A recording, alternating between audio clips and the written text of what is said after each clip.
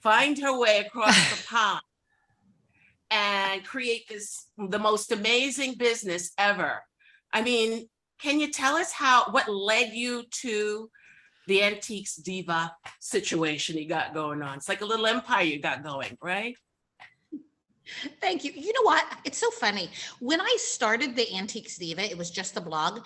And I said, I'm building an empire. And I remember very clearly saying this, and someone laughed. Like they thought it was funny that you could build an empire with antiques. 16 Right. countries later, I'm like, bam. You're having the last laugh. You are the You're empire girl for sure. That's right. That's right. It's amazing.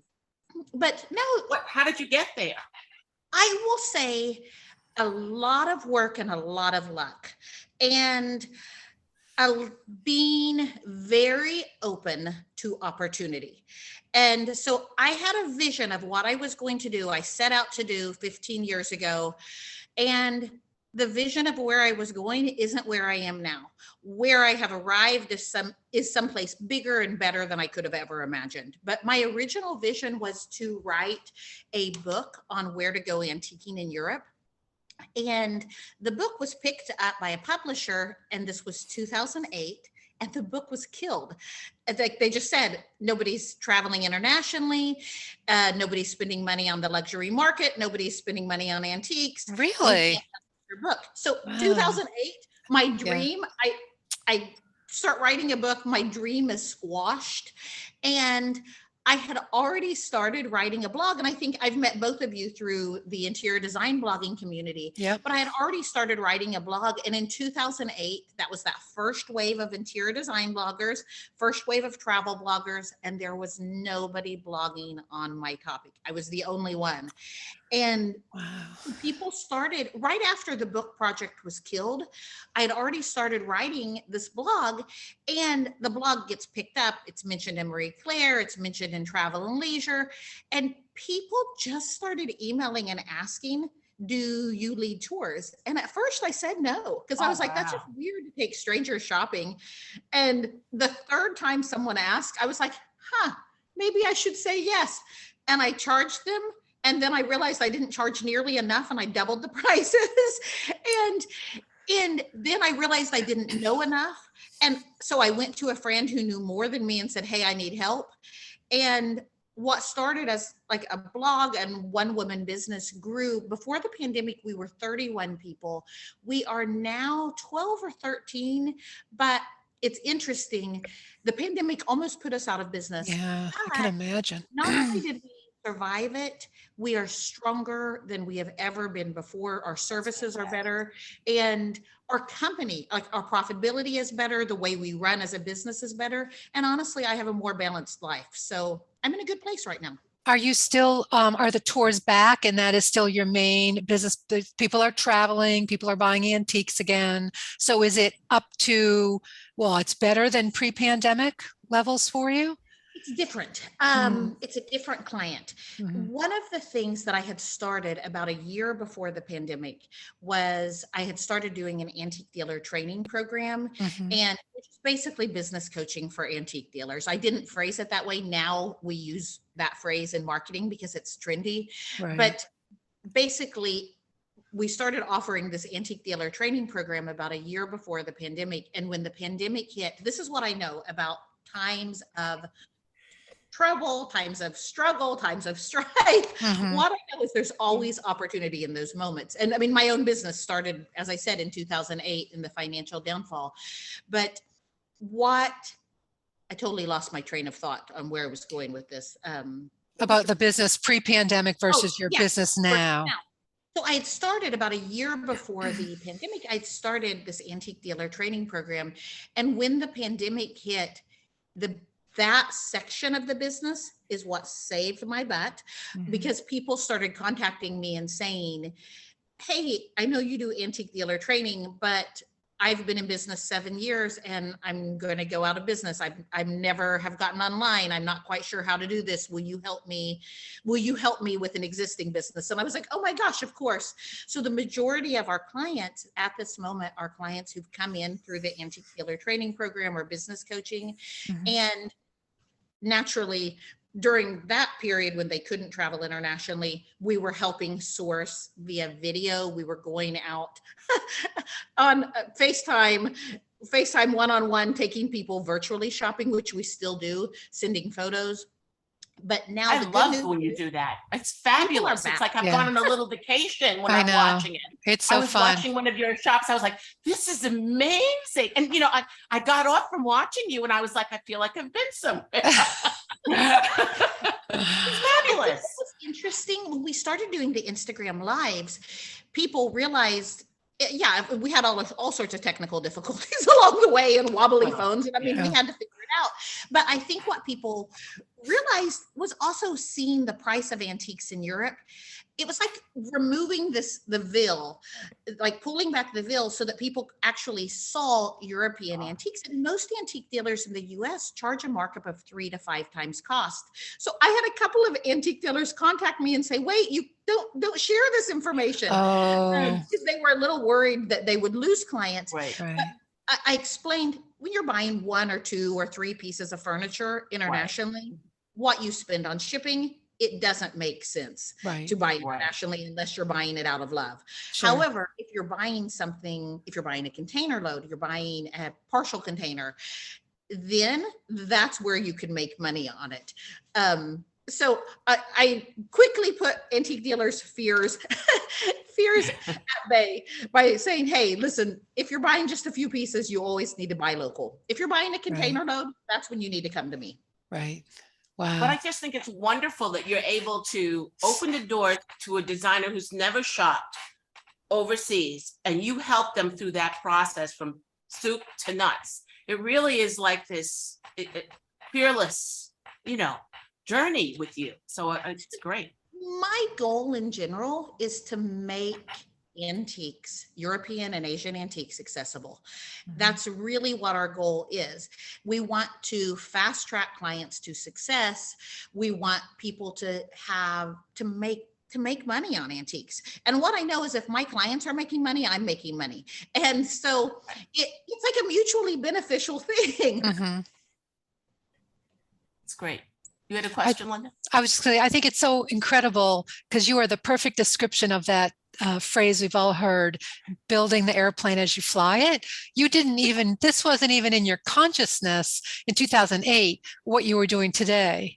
So I just think it's so exciting and fabulous that you created this business really like you didn't really know antiques that well. You didn't know if you were going to lead tours. I mean, everything, just you responded to what the market was asking of you. So you took advantage of every single sort of gift or advantage that came your way, which I think is brilliant for all business owners to remember that, rather than getting stuck and rigid. And you could have said, oh, well, I can't publish the book. It's a recession. They won't publish it. I guess I'll go get a job, but instead you like reinvented yourself and you pivoted with every change. And now the most recent one with the pandemic, you almost pivoted again. And here you are, more successful than ever. I think it's just great. Thanks a lot. I appreciate that. I think what my particular gift has been in life has been being able to go and stick my finger down, test the wind, and feeling where the wind is coming from and saying, how does this align with where I want to go, with what I want to do? I still haven't written that antiquing book. I am actually writing a book. I think most people have probably figured that out by the snippets I share on Instagram. Yeah, I think you should. But oh my gosh, you're an incredible writer. You are gifted. Oh my gifted gosh. writer. Gifted. I will tell you, making the decision to start sharing my diary online was one of the most terrifying things I've done in my life. Oh, I would imagine. It was so terrifying to say that let's strip off the makeup or the earrings or the, all the jewelry, strip everything off and say, hey, this is who I am, bare here today. And I read a quote. I'm actually going to pull it up because I'll mess it up. I didn't know I was going to read this quote, but I think I should. I just put it in my stories today. Oh, great. While you're looking, Linda Merrill just said, hello, Toma. I love Linda Merrill. She helped me years ago when I needed to find a fabric that was impossible to find. And she was the only one who could find what I wanted. Okay. She's amazing too. Hi, Linda. Okay. It was a quote on an Instagram page called Create the Love. It says, "Darling, you feel heavy because you are too full of the truth. Open your mouth more. Let the truth exist somewhere other than your body." And it's a quote by Della Hicks Wilson. And That's fabulous. it's so powerful. And I realized that for me as an individual, when I hold things inside myself, bad experiences or crappy times, and everybody has them. It's like all of us have these moments. Right. When I hide them or when I hold them in and I don't share them, and Linda, believe it or not, this is funny, we're talking, you're actually the person who made me realize this. You and I were in Boston probably 5 years ago, and you were sitting with me while I was waiting. I think I was waiting to go somewhere at the end of the day. Yep. I remember that. We went to your hotel. Yeah. Yes, I was waiting on Adam Jabko, and you and I were sitting there, and you asked me something, and I said, "Oh, well, my now ex-husband." I said, "Well, my ex-husband has cancer," and I answered the question, and you said something else, and I said, "Well, we've just moved because we had a house fire," and she goes, and you go, I didn't know about any of this." Right. And there was a series of like 4 or 5 like crap situations, and I hadn't shared any of them. And you're someone that I've always respected and admired and felt close to in the interior design community. And you're like, "Tama, I didn't know any of this was going on." And I realized, I'm like, you can't know me if I don't show up where I am. Right. And it really, that conversation is probably in a large part why I share today. Wow. I have chills right now from this story. Oh my God. That's incredible. But you are like, I mean, I think since you've opened your heart and shared such personal things with us, especially during the pandemic, my heart just grew even more to love you and everything about you. And I felt like I was closer to you than ever. And I'm sure everybody felt that way. So you're not like people that don't know you and know how down to earth and friendly you are. People, I think, might have the impression, because you are a big deal, Toma, that you're like this way up on this pedestal. But when you bared your heart, you became human. You became like just so, I don't know what the word is, but it was really amazing what you did. And it was creates brave. that connection. I could not have done what you did, because I was just so, for me, it was like, wow, she's so brave. And I'm not there. I'm not there yet. I'm still working on it, but I will share to my close friends anything, but to put it out there on social media, I'm not there yet with the openness, but I commend you for doing it. It was incredible. And I'm sure it opened up worlds for you. And now you're writing a book. So, well, with writing the book, I'm writing the book as if no one's reading it. And I'm certain there's things that will be taken out. Yep. It's like right now, that's how I have to do it. And sometimes I have to test, am I willing to share this? Right. And if I'm willing to share it on social media, then I'm like, okay, that's going to go in the book. That's going to be part of it. So I don't have an agent yet. I don't have a publisher yet, because I'm not quite ready to talk to anybody yet. Right. And sure. What I've been doing, not just with the book, but also with my entire career, pretty much everything I've done. You said an example of someone who's building the airplane as I'm flying it. It's pretty much what I've done with my entire career has been, okay, this is where I want to go. And I just put the paving stones down as I'm walking. And sometimes I get a few paving stones down in front of me. And sometimes I'm standing there and I literally have no idea where I'm going next. But that's kind of, I don't know that it's a good thing, but it's how I function. I can already imagine whenever the book comes out, I can already see it as a New York Times bestseller, because that is how that's how it will be. I feel that. Your mouth to God's ears. Okay. Yeah, I can totally see that happening. But well, when you're putting those pavers down, it's real, it's authentic, it's coming from you. So why wouldn't it be good, right? It's not a pre-thought thing. It's just you acting on your, best instincts. I think that's wonderful. So how long was it from developing the tours and stuff that you wound up going into these other directions with jewelry and furniture design with Aidan Gray and so forth? So I started the Antiques Diva somewhat unofficially 2007-ish, 2007, 2008. We became a registered business in Germany in 2008. And people pretty quickly started coming to me. I've always been very fortunate in getting press. And I do think part of it is I'm an Oklahoma girl. By the way, I'm sitting in my dad's living room and I've got not one, but two Oklahoma pillows behind me. Nice.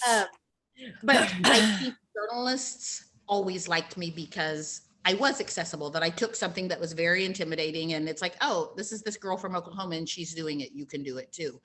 And Right. I want to teach people, like I want to teach people what I know. And what's interesting is part of the reason I've always done speaking engagements, one, it's great marketing, and two, I enjoy it. But three, some people are going to hire me and some people are going to do it themselves. So when I do a speaking engagement, I will tell people step by step, here's what you need to do if you want to do what I do. And I had someone ask me one time, like, why would you tell us how to do it? Now I don't need to hire you. And I'm like, then you're not my client. Right. Like, then go do it. Right. Like, I hereby bless you. Go out and antique. Like, that's wonderful. But there's some people who are my clients. But so I was fortunate that I started getting a lot of press, and we've almost had a major media mention almost every month since we've been a company. And then people who wanted to work for me started coming to me. So I've never advertised for a job. I've never said, hey, this is what I'm looking for. The right people have always just magically shown up in my life. And literally my office manager, who saves my life on a daily basis, he hired himself. Like, he was the husband of one of my guides in Paris. And he said, he retired, banking, retired, everything. He has a very professional long-term career in lots of different industries. And he said, I'm looking at you, you need help. And I said, I do, but I can't afford it. And he's like, what can you afford? And I told him, and he said, okay, we'll make it work. And this is how my world works. People just come to me. And as a result, it has really grown my business. And I haven't always been ready when someone's approached me and said, hey, I want to start offering tours in Sweden. And I wasn't at a point where we could market it at that point. It took a year before I was ready to meet him where he was. But things just happen kind of the way they're supposed to, I think. But to answer your question, in how long, we grew pretty fast, pretty quickly. And I discovered I didn't have the right infrastructure in place, which was a problem because as a company, we were getting ahead of our infrastructure within the company. Like with shipping and things like that. Yeah. Not just shipping has always been, we've understood pretty well how to navigate it, but actually the day-to-day business operations, the background engine that runs a company. And that was the part that the foundation was missing. And I had to say, hey, wait, like, there's a foundation missing. We need to have systems. We need to have processes. And now it's something I can recognize pretty quickly when I talk to another entrepreneur. What sort of processes do you have in place to make your business function and flow? Right. That's the word, Right. flow. But so sorry, I never really answered your question. I went off on a. Oh, that's okay. We're listening. It's all good. So for the furniture, Randall Weeks, the CEO of Aiden Gray, he was a client and I'd helped him source for several years antiques. Sometimes antiques he would sell in his store or decorate in his showroom. Other times they would be the samples that he sent to China to be used, that he would create his own version of. And I must have launched the collection in 2018. So he and I probably started talking about, he had this idea maybe about 2015. So I started the company in 2008. So we'll say 2015, he and I start having a conversation where he said, Aiden Gray is known for a very specific look. And he's like, I want to make it more modern. And he said, I introduce modern pieces and clients don't buy them. And he said, I don't know how to bring my clients where I want to take them. And so he and I would just brainstorm on ideas when I saw antiques. And excuse me, one day I walked into Nordwest Antiques in Lille, France. And there was a Swedish, no, it was a French chair, and the back of the chair was missing and the seat of the chair was missing. And I was like, oh my gosh, that would be amazing with lucite in it. And like I saw it and it was like, oh, and that literally, that was, we'll say November. I was in Oklahoma visiting family in December. I drove down to Dallas and I showed him a photo and showed him my vision. And he's like, this is how to go from where I am to where I want to be. It's kind of that bridge. And, Wow. but the collection took probably three to 4 years to actually, from idea to implementation, to be out Yeah, there. I would imagine. Are you still like making new furniture like on every year or every couple years, or how is that like a long-term commitment for the furniture? I'm hoping that there will be more. I'm not quite sure what will happen Mhm. with that. I am working on a lighting collection and a fabric Ah, collection. So there's a hashtag watch this space. that's exciting. So And we that's- did get a question from Pamela Coatman. She wants to know about your jewelry line while we're speaking of lines. Thank you. So I started the jewelry collection around about the same time that I started the furniture line. And I think part of what was happening is I would go out with clients and so for my clients, if you ever see me mention a client's name, it's because I have permission to mention their name. But I mostly sign confidentiality agreements with my clients because our job is to be the backup singer. They're the rock star and we're there to help them. Some clients know that there's a good marketing PR element in being associated with us, but a lot of people don't want to be associated with us. And I understand that. But I'd been going out with so many clients and I'd seen the way people think. And I have quite a few furniture manufacturers as clients that will report on trends, will let people know this is what the most number of designers have been buying this general style over the last 2 years. Like, this is what I like, because I can usually say, this is what might be on the cover of a magazine in 2 years from now. And so furniture manufacturers have been my client for quite a while. And so I would go out with manufacturers and I remember once I was with Robin with Duralee. I forget who Robin's with now, Robin Gordon. And we were at Mercantin Fiera in Parma, and she was looking for ideas for their next collections. And like, I was taking her to all the antique textile places. That's not what she wanted to see. She didn't want to see the antique textiles. She wanted to see all the other things in the fair. She was seeing paintings. She was looking at furniture, like the carvings in furniture. And I think I spent like 6-7 years of traveling with people who truthfully, they were training my eye. And I always say, whenever you want to learn antiques, you think about learning antiques as, if you do a wine tasting, you drink the best wine first, and then you can move down to a less expensive wine. But with antique, you start educating your eye so you recognize quality. But also you start educating your eye. So my clients were literally educating my eye to see things in new and imagined ways. Shemin was a huge help. She gave me amazing advice. I strongly recommend her if anyone ever is looking to talk to someone in that field. So for your jewelry collection, was there like an inspiration you got those design? Was it like, how did you come up with, I mean, the wings? Yeah. Can I tell you? Ah, Fabulous. oh, I'm wearing beautiful. them today, and they are available to my- order for Christmas. Beautiful.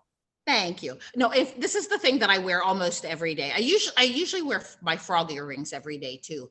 So the jewelry, again, it was that perfect storm of a couple of things coming together.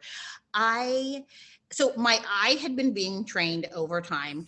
I was at an antiques fair and I saw a crest, and it was just like a painted crest.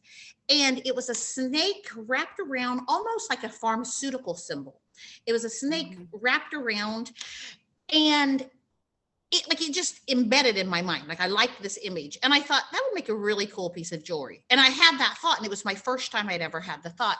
And then a few months later, I was leaving for Asia. We opened up Antiques Diva Asia probably 5 years ago, maybe 6 years ago.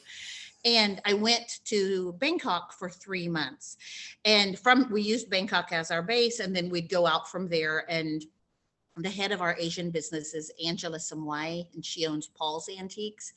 And so Angela and I would travel all over Asia to try to figure out how we were going to make our tours there. Well, when I was in Bangkok, I actually had a good amount of free time and I didn't have, I have my company to run, but I didn't have my normal life in Europe. I have friends, I have social life, and I didn't have any of that. So in the mornings, I would go over to the JTC. It's the Jewelry Trade Commission, maybe. It's basically a huge room, about 3 times the size of the room I'm in. And it's in a shopping mall. And you go down this escalator and you get to the bottom of the escalator and you're in a room filled with wooden buckets of stones. You can reach in and grab a handful Oh of my emeralds, gosh. a handful of sapphires, rubies. Wow.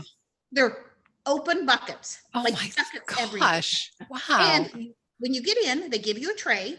And I always brought my own paper. I'd sit a sheet of paper down and I'd have the tray. And so I went just to make my own ring based upon this crest I saw. And I had recently separated from my ex-husband. I wasn't wearing my wedding ring. And every time I would look at my hand, it made me sad. Wow. And I was like, screw that. I'm not going to feel sad every time I'm typing. I don't want to feel sad. I was like, I'm making myself the biggest, most kick-ass ring on earth. Sorry, I cussed. And so I made a crazy over-the-top ring. And when I finished making it, first of all, it was so much fun. I sketched it out in pencil and I picked out the stones and I kept adding more and more stones. And I thought, how much is this going to cost me? This is going to be outrageous. And $276. Did they make it there? The place that had all the stones? Are they the No, ones I that had to made buy it? the stones And then you had I- someone make it. That's a and so steal. Wow. I went to a factory. A friend of mine was making a collection. It's Madame in Provence. She's Madame CM Jewelry. Melanie heads up our Antiques Diva Provence.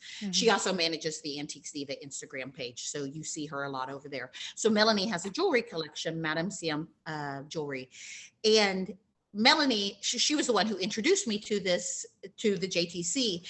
And when I saw the price, so she had introduced me to her factory to make my ring. And I saw the price and I was like, this is fun. And what I've learned is when I'm having fun, I make money. That's like, Yes. it's how it works for me.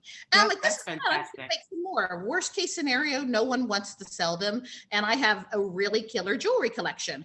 And so Right. I made 90 pieces of jewelry. I spent about 5,000 euro, which $5,000-ish, by 5,500 in that range. And I had my base collection and I had no clue what I was going to do with it, but I just kept having fun over 3 months. And a year later, again, it took a year later, we launched the collection in Paris and now we're sold on the Piazza San Marco, which is one of the most important Wow. places to sell jewelry in the world. So we're in Bancampagna by Valeria, and she has the wings there too. What a great, great story. I know it is a great story. It's just real. Yeah. I mean, so when someone buys your jewelry, they feel like it's really coming from you and it's not just like a team of people in a room designing it, you know, for brand. It's real. It's you. Yeah, that's fantastic. That is fantastic. So there's a question I've been meaning to ask you. Before I go on, Linda, any other questions there? I was just going to ask at the end as we wrap it up, I'm dying to hear what's next. Is it more of the same? Are you going another direction? Are you pivoting? Are you like, what's the next new thing we can expect from Toma? So I have signed a contract. I am a co-producer working on a TV show about us. Good for you. Wow. Good for Oh you. my God. I can see that would be perfect for you. again, fingers crossed. I mean, this Yeah. is where you're putting it out there in the universe. I've had 3 contracts. I had a contract with Endemol, with Icon, and with Cross Creek, and nobody did what I wanted to do. And I was never, so I've had 10 years of contracts. I've had 10 years of going into television production companies and ending in no from either them or me. And the most recent no, we were talking to Netflix about 3 years ago, and we were in discussion on a show idea that the production company wanted to do and I didn't want to do. I was like, this is not my brand. And they're like, yeah, but this is what will sell. And I'm like, I don't care. Like, I don't need to be famous. I want to do what I want to do, and I don't want to do that. And I truthfully ticked off a room full of people and said no, and walked out and said, I'm not doing this. Like, this isn't the right show for me. Find the host. This is somebody's show, but it's not mine. And I went to a friend who is a director and owns a production company in Berlin. They have offices in Berlin and Milan. And I said, listen, I showed him what had been filmed. I showed him what I said no on and what I wouldn't sell. And he said, this just saved your company. He's like, he said, you would have looked like the capitalists coming in and raping and pillaging the people of their possession. Wow. Yeah. And he's like, tell me what you want to do. And I said, ultimately, I'm not in the business of antiques. I'm in the business of people. I'm helping people's dreams come true. That's what I do. People come to me with their dream. They come to me with their vision. They say, this is what I want to build.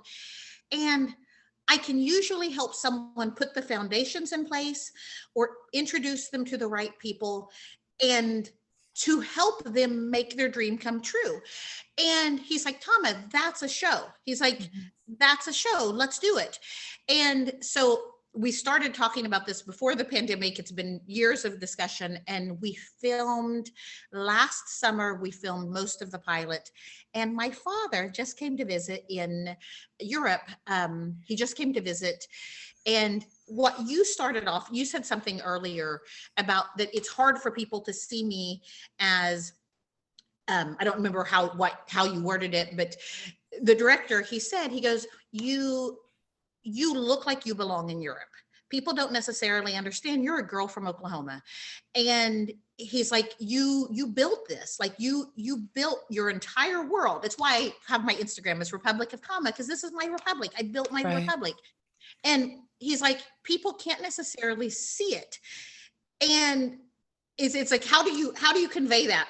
And I go, have you ever met my father? All you have to do is look at my father and his cowboy hat and his big silver buckle and his cowboy He's so boots. cute. I'm like, all you have to do is see my father and you know where I come from. And he's like, Tama, that's genius. So my dad came, and this summer we filmed with my dad. We filmed 11 days this summer, 7 of which was with dad. And so now we have to sell the show. Great. That's amazing. He must be so That's proud great. of you. Wow. And so out of his wheelhouse, his daughter, this world famous antique diva, he must be wondering, how did she get from Oklahoma to where she is now? You know what's funny? Well, that's Real estate. It's called Red River Realty, and they basically sell ranches, they sell properties. But I mean, what's so funny, what we discovered when he was visiting, and now I've been with him the last month and a half, the way his business as a real estate business functions is the way my business, Antiques Diva, as a tour company. Interesting. That's interesting. And I would have never known it. I never knew how his business ran, but we sat side by side in the car, both on the phone, both doing our things. It was really fascinating how much we had in common. That's Well, great. that's what I kind of wanted to ask you. Have you ever thought about what would have happened if you didn't go to Europe? Would it have been the same scenario here, or do you ever think about that? I don't know. It's funny. I've never really thought about, I was working in advertising in the States just before we moved. I had worked in advertising for about 1.5 years. I moved overseas when I was 25, so I didn't have that much work experience. I do not know. I've never imagined what that other life might look like. Right. You took the A-list and ran with it. So you think that this is your world, right? You don't ever see yourself coming back to the US. That's where you live and that's where you've built your world. It's funny. It's not just Europe. It's not just America. It's not just Asia. The world really is my playground.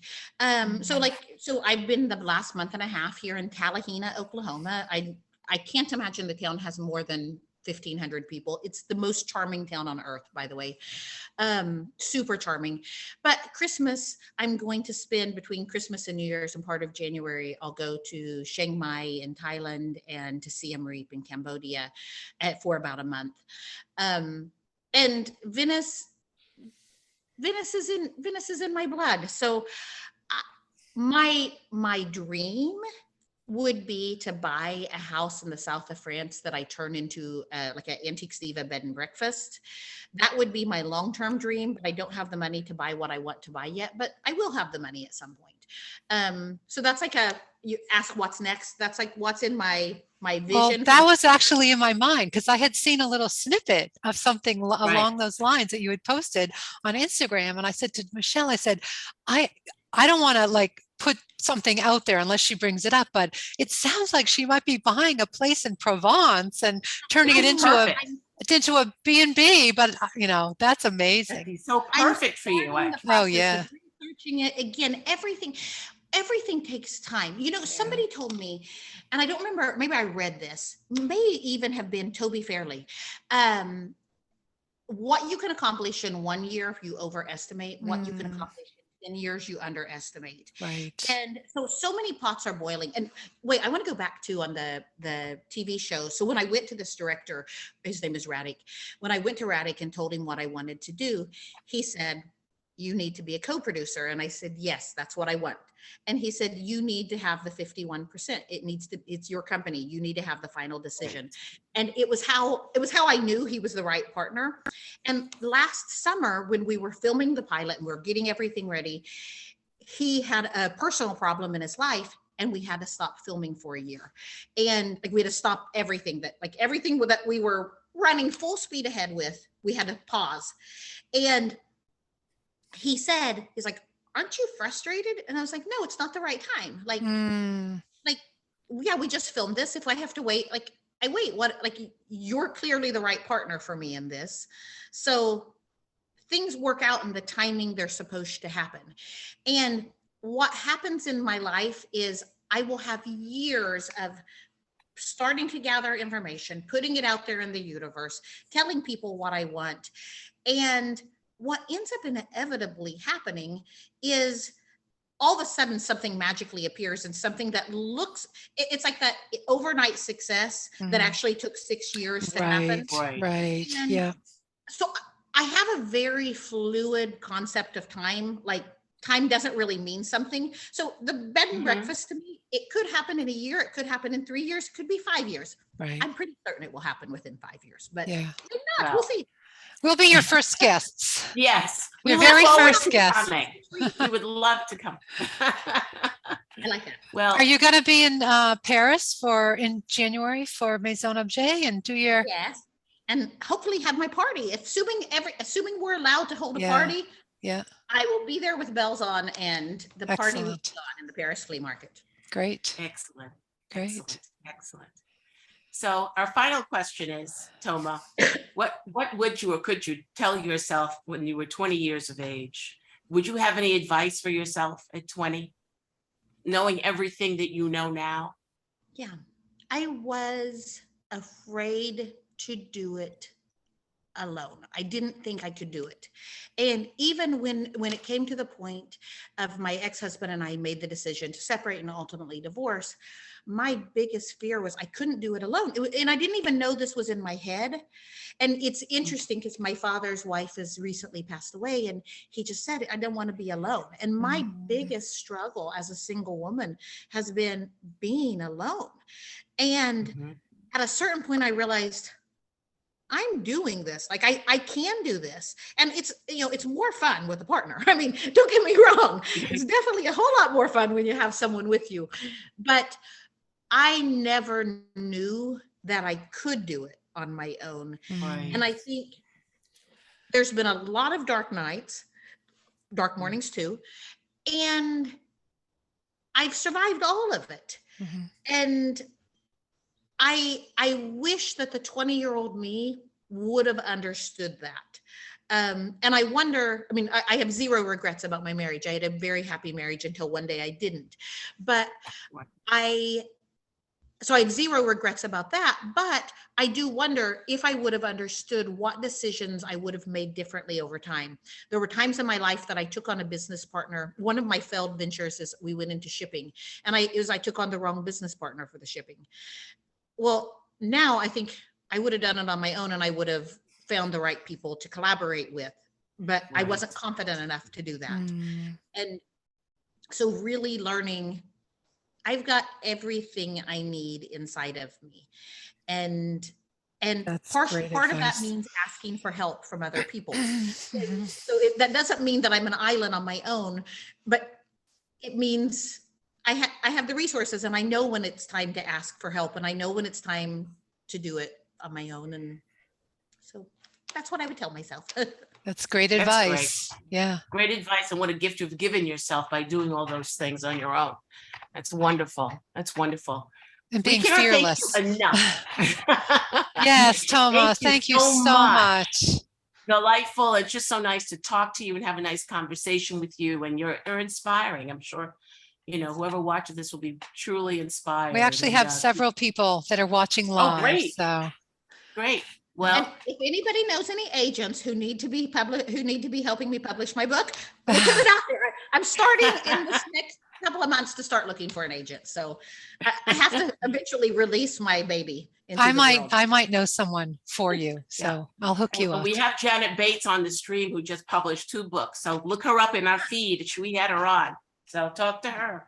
Yeah. And Amanda Gates too, just And published a Amanda book. Gates. Yeah. Yeah. So we Yeah. can find out who their publisher or who they use. So Toma, you have a great rest of your time here, and we will be excited to follow your adventures once you get back over there. Wonderful. Yeah. Thanks so much, you guys. And thanks so Thank you, much again for Toma. being on as Really our guest appreciate today. it. Thank you. Bye. Bye. Bye-bye.